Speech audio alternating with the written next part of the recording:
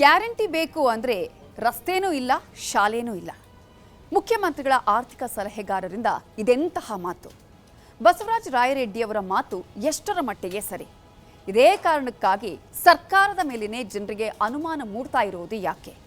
ಈ ಹಿಂದೆ ಬಸವರಾಜ ರಾಯರೆಡ್ಡಿಯವರು ಭ್ರಷ್ಟಾಚಾರದಲ್ಲಿ ಕರ್ನಾಟಕ ನಂಬರ್ 1 ಅನ್ನುವಂತಹ ಬಾಂಬನ್ನು ಸಿಡಿಸಿದ್ರು. ಇದೀಗ ಈ ಮಾತನ್ನ ಹೇಳಿ ಸರ್ಕಾರವನ್ನ ಇಕ್ಕಟ್ಟಿಗೆ ಸಿಲುಕಿಸಿರೋದು ಹೇಗೆ? ಇವೆಲ್ಲದರ ಡೀಟೇಲ್ಸ್ ಇಲ್ಲಿದೆ ನೋಡಿ. ಒಂದೇ ವರ್ಷ ಡಾಂಬರ್ ರೋಡ್ ಆಗ್ಬೇಕು, ಶಾಲೆ ಆಗ್ಬೇಕು, ಅದಕ್ಕೊಮ್ಮೆ ಒಳ್ಳೆ ಆಗೋದಿಲ್ಲ. ಅದಕ್ಕೆ ನೀವು ಏನು ಮಾಡಬೇಕು? ಫಿಕ್ಸ್ ಮಾಡಿಬಿಡ್ಬೇಕು. ಸರ್ ನಮಗೆ ಇಂಥವು ಕೆಲಸ ಬೇಡ. ಅವರು ಮೇಲೆ ಅಡ್ವೈಸರ್, ಫೈನಾನ್ಸ್ ಅಡ್ವೈಸರು ರಾಯರೆಡ್ಡಿ ಅವರೇ. ಸೊ ಅದು ಅವರಿಬ್ಬರಿಗೆ ಬಿಟ್ಟಿರೋ ವಿಚಾರ. ಗ್ಯಾರಂಟಿ ಯೋಜನೆಗಳನ್ನು ಬದಲಾವಣೆ ಮಾಡೋ ಪ್ರಶ್ನೆನೇ ಇಲ್ಲ. ಗ್ಯಾರಂಟಿ ಯೋಜನೆಗಳು ಬಡವರು ಕಾರ್ಯಕ್ರಮಗಳು.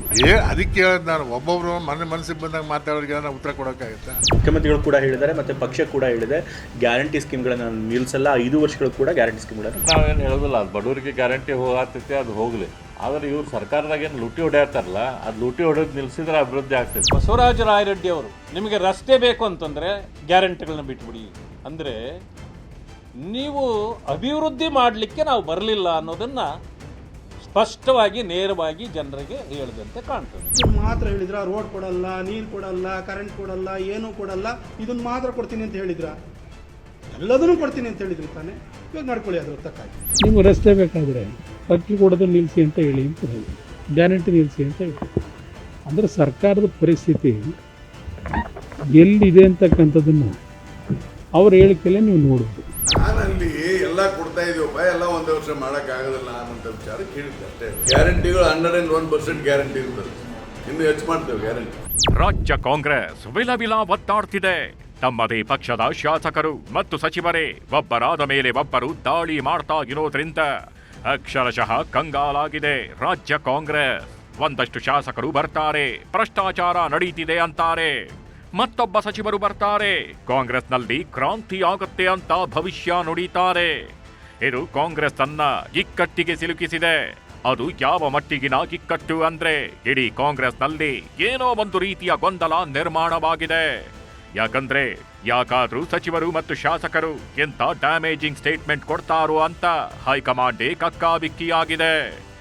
ಈಗ ಆ ಸಾಲಿಗೆ ಮತ್ತೊಬ್ಬರು ಸೇರ್ಪಡೆಯಾಗಿದ್ದಾರೆ. ಅವರು ಯಾರು ಗೊತ್ತಾ? ಬಸವರಾಜ ರಾಯರೆಡ್ಡಿ. ಬಸವರಾಜ ರಾಯರೆಡ್ಡಿ ಯಲಬುರ್ಗಾದ ಶಾಸಕ ಅಷ್ಟೇ ಅಲ್ಲ, ಮುಖ್ಯಮಂತ್ರಿಗಳ ಆರ್ಥಿಕ ಸಲಹೆಗಾರ ಕೂಡ ಹೌದು. ಇದೇ ರಾಯರೆಡ್ಡಿ ಈಗ ರಾಜ್ಯ ಕಾಂಗ್ರೆಸ್ ಸರ್ಕಾರವನ್ನ ಹೊಸ ಸಮಸ್ಯೆಗೆ ಸಿಲುಕಿಸಿದ್ದಾರೆ. ಕಾಂಗ್ರೆಸ್ ಸರ್ಕಾರದ ಬಗ್ಗೆಯೇ ಜನರಿಗೆ ಅನುಮಾನ ಮೂಡಿಸೋ ಕೆಲಸ ಮಾಡಿಬಿಟ್ಟಿದ್ದಾರೆ ರಾಯರೆಡ್ಡಿ. ಬಹಿರಂಗವಾಗಿಯೇ ಕಾಂಗ್ರೆಸ್ ಸರ್ಕಾರ ಸೋತಿದೆ ಅನ್ನೋದನ್ನ ಪರೋಕ್ಷವಾಗಿ ಒಪ್ಪಿಕೊಂಡಿದ್ದಾರೆ ರಾಯರೆಡ್ಡಿ. ಇಷ್ಟೇ ಅಲ್ಲ, ಕಾಂಗ್ರೆಸ್ ಸರ್ಕಾರದ ಮಹದುದ್ದೇಶವನ್ನ ಹೀಯಾಳಿಸೋ ಕೆಲಸವನ್ನ ಮಾಡಿದ್ದಾರೆ ಬಸವರಾಜ ರಾಯರೆಡ್ಡಿ. ಇಷ್ಟಕ್ಕೂ ಅವರು ಮಾಡಿದ್ದೇನು ಗೊತ್ತಾ? ಅದು ಗೊತ್ತಾಗಬೇಕು ಅಂದ್ರೆ ಅವರು ಹೇಳಿರೋ ಮಾತನ್ನ ನೀವು ಒಂದು ಬಾರಿ ನೋಡ್ಲೇಬೇಕು. ಒಂದೇ ವರ್ಷ ಡಾಂಬರ್ ರೋಡ್ ಆಗ್ಬೇಕು, ಶಾಲೆ ಆಗ್ಬೇಕು, ಅದಕ್ಕೊಮ್ಮೆ ಒಳ್ಳೆ ಆಗೋದಿಲ್ಲ. ಅದಕ್ಕೆ ನೀವು ಏನು ಮಾಡಬೇಕು? ಫಿಕ್ಸ್ ಮಾಡಿಬಿಡ್ಬೇಕು. ಸರ್ ನಮಗೆ ಇಂಥವು ಕೆಲಸ ಬೇಡ, ನೀವೆಲ್ಲ ಬಂದ್ ಮಾಡಿಬಿಡ್ರಿ. ಇವನ್ನ ಬರೀ ಹಳ್ಳಿ ರಸ್ತೆ ಮಾಡಿದ್ರೆ ಹಳ್ಳಿ ರಸ್ತೆ ಮಾಡ್ತೀವಿ. ಇಲ್ಲರಿ ನಮ್ಗೆ ಬರೀ ಗುಡಿ ಕಟ್ಟಬೇಕು, ನೀವು ಏನೂ ಬೇಡ ಅಂದ್ರೆ ಬರೀ ಗುಡಿನ ಕಟ್ತೀವಿ. ಯಾಕಂದ್ರೆ ನಮ್ಮಿರುವಂಥ ಹಣದಲ್ಲಿ ಸ್ವಲ್ಪ ನೋಡಿ ಮಾಡ್ತೇವೆ, ಮಾಡಿಸ್ಕೊಡ್ತೇನೆ. ಹಳ್ಳಿ ರಸ್ತೆ ಮುಂದಿನ ವರ್ಷದಿಂದ ಚಾಲೂ ಮಾಡ್ತೇನೆ. ಕೇಳಿಸ್ಕೊಂಡ್ರಲ್ಲ, ರಸ್ತೆ ಆಗ್ಬೇಕು, ಶಾಲೆಯೂ ಆಗ್ಬೇಕು ಅಂದ್ರೆ ಆಗಲ್ಲ. ನೀವು ಫಿಕ್ಸ್ ಮಾಡ್ಕೊಳ್ಳಿ, ಹಣವನ್ನ ಹೊಂದಿಸಿ ಎಲ್ಲಾ ಕೆಲಸ ಮಾಡ್ಕೋಬೇಕಾಗತ್ತೆ. ಆದ್ರೆ ಎಲ್ಲಾ ಕೆಲಸ ಮಾಡಬೇಕು ಅಂದ್ರೆ ಆಗಲ್ಲ ಅಂತಿದ್ದಾರೆ. ಇವರು ಹೇಳ್ತಾಗಿರೋದು ಏನ್ ಗೊತ್ತಾ?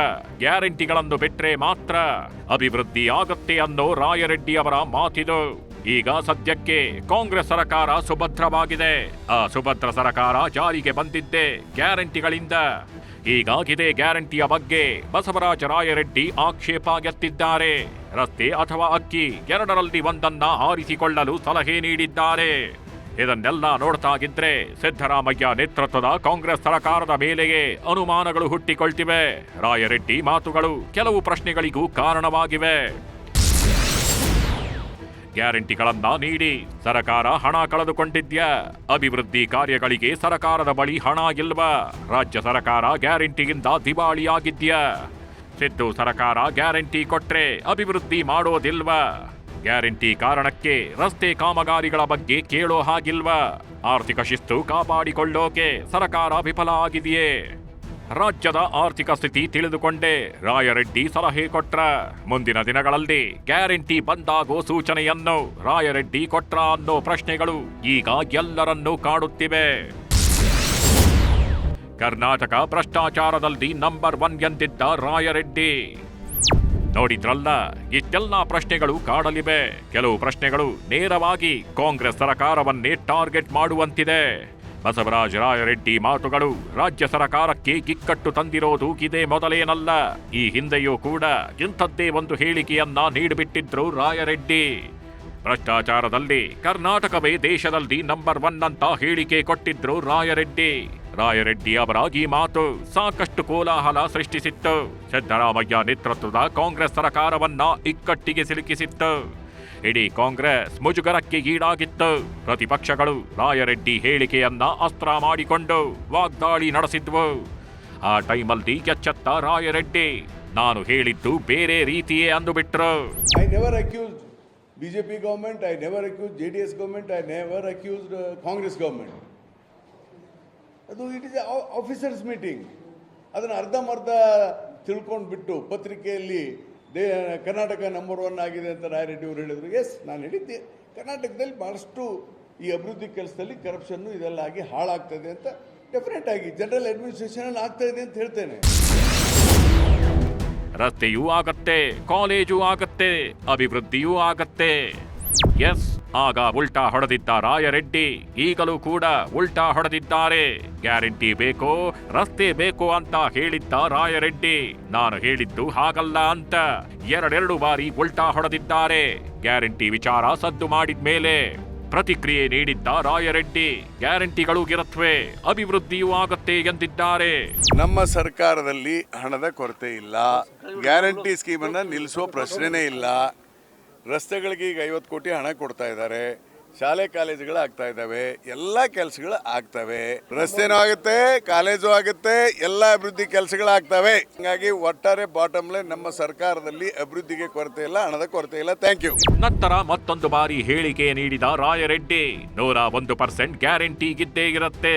ಗ್ಯಾರಂಟಿಗಳನ್ನ ಹೆಚ್ಚು ಮಾಡೋದಕ್ಕೆ ಸಲಹೆ ಕೂಡ ಸಿಎಂಗೆ ನೀಡ್ತೇನೆ ಎಂದಿದ್ದಾರೆ. ಅಲ್ಲಿ ಎಲ್ಲ ಕೊಡ್ತಾ ಇದೀವಪ್ಪ, ಎಲ್ಲ ಒಂದು ವರ್ಷ ಮಾಡೋಕ್ಕಾಗೋದಿಲ್ಲ ಅನ್ನೋಂಥ ವಿಚಾರ ಕೇಳಿದ್ದೆ ಅಷ್ಟೇ.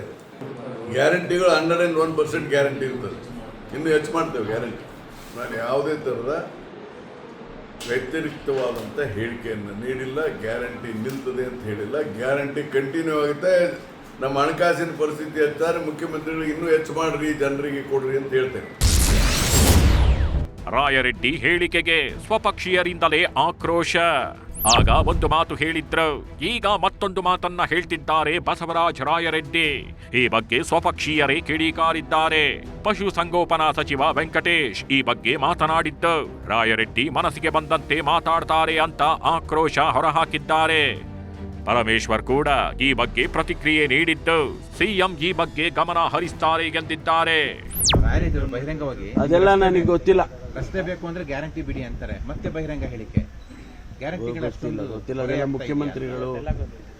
ಮುಖ್ಯಮಂತ್ರಿಗಳು ಅದ್ರ ಬಗ್ಗೆ ಗಮನ ಹರಿಸ್ತಾರೆ. ಅವರು ಫೈನಾನ್ಸ್ ಅವರಲ್ವ, ಅವರು ಮೇಲೆ ಫೈನಾನ್ಸ್ ಅಡ್ವೈಸರು ರಾಯರೆಡ್ಡಿ ಅವರೇ. ಸೊ ಅದು ಅವರಿಬ್ಬರಿಗೆ ಬಿಟ್ಟಿರೋ ವಿಚಾರ. ಅದಕ್ಕೆ ಹೇಳೋದು ನಾನು, ಒಬ್ಬೊಬ್ರು ಮನಸ್ಸಿಗೆ ಬಂದಾಗ ಮಾತಾಡೋರಿಗೆ ನಾವು ಉತ್ತರ ಕೊಡೋಕ್ಕಾಗತ್ತಾ?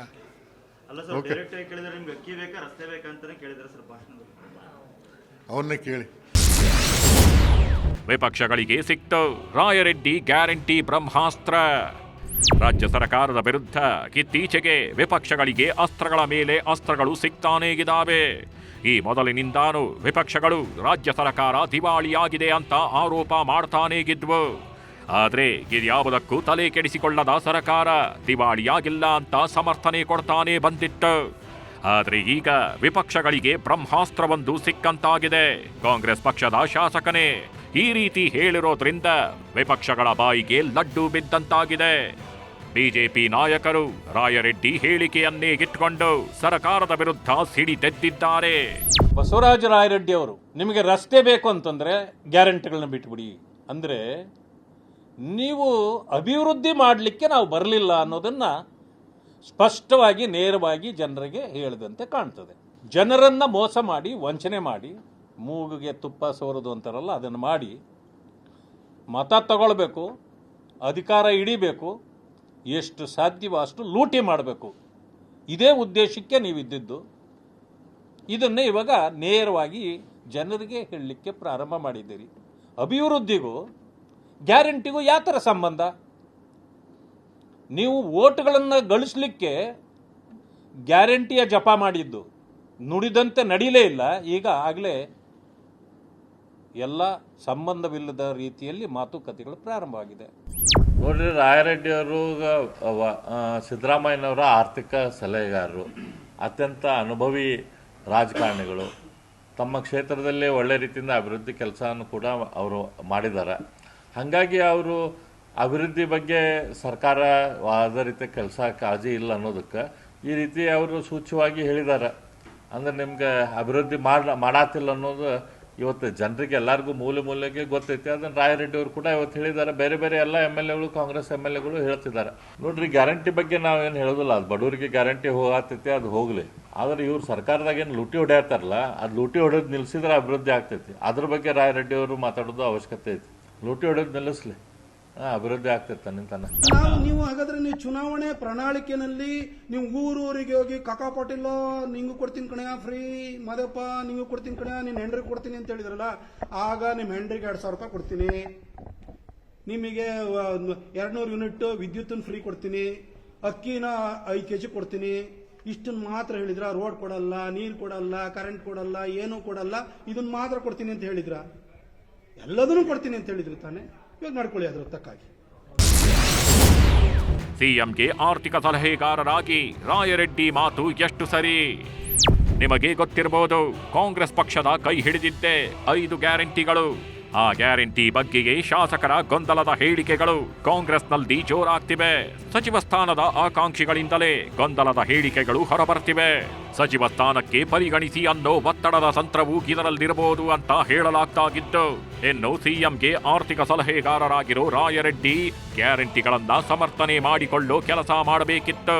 ಎಂಥ ಟೈಮಲ್ಲೇ ಆದ್ರೂ ರಾಜ್ಯದ ಆರ್ಥಿಕ ಪರಿಸ್ಥಿತಿಯನ್ನ ಸಮರ್ಥಿಸಿಕೊಳ್ಳಬೇಕಿತ್ತು. ಆದರೆ ರಾಯರೆಡ್ಡಿ ಇದಕ್ಕೆಲ್ಲ ವ್ಯತಿರಿಕ್ತ ಹೇಳಿಕೆ ನೀಡಿದ್ದಾರೆ. ಈಗ ಸಿಎಂ ಸಿದ್ದರಾಮಯ್ಯ ರಾಯರೆಡ್ಡಿ ವಿರುದ್ಧ ಏನಾದರೂ ಕ್ರಮ ಕೈಗೊಳ್ತಾರಾ ಅಥವಾ ಕ್ರಮ ಕೈಗೊಳ್ಳದೆ ಮೌನವಾಗಿಯೇ ರಾಯರೆಡ್ಡಿ ಹೇಳಿಕೆಯನ್ನು ಒಪ್ಪಿಕೊಳ್ತಾರಾ ಅನ್ನೋದೇ ನಿಗೂಢವಾಗಿದೆ.